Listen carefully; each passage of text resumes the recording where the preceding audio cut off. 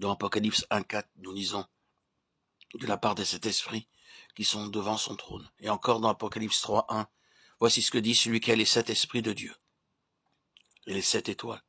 Puis dans Apocalypse 4.5, devant le trône brûlent sept lampades ardentes qui sont les sept esprits de Dieu.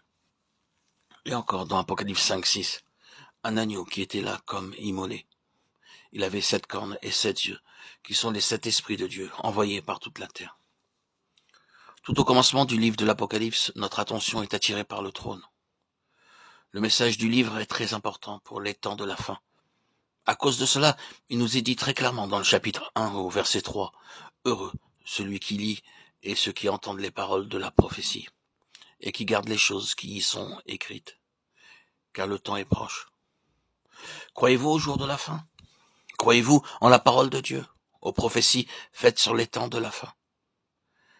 Les 30 signes mentionnés dans 2 Timothée se vérifient un par un dans presque tous les pays.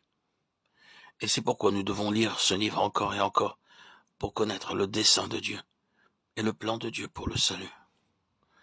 Dans Apocalypse 21.7, nous avons le résumé du message de ce livre. Celui qui vaincra héritera ces choses. Je serai son Dieu et il sera mon fils.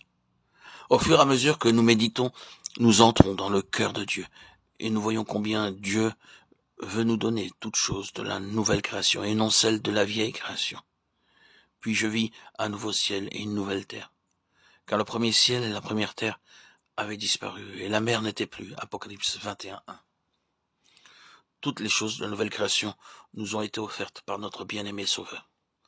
Non seulement il nous les a offertes, mais il nous dit comment vaincre. C'est pourquoi notre attention est attirée sur les 7 esprits cités au commencement du livre.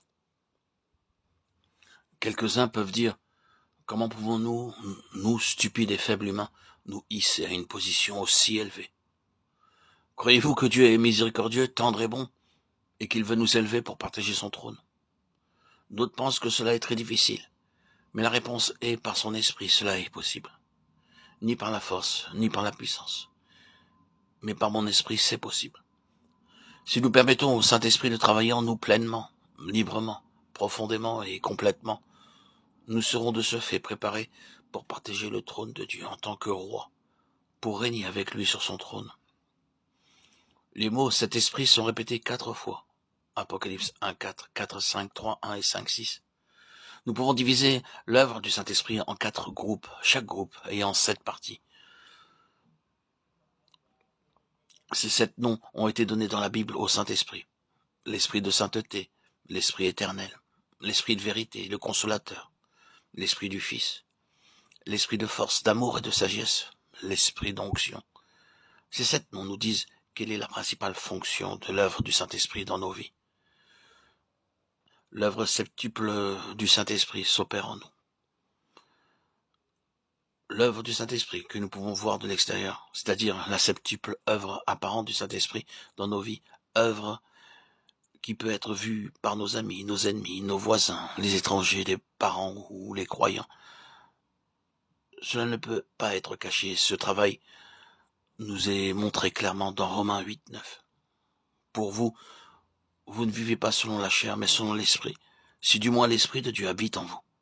Si quelqu'un n'a pas l'Esprit de Christ, il ne lui appartient pas.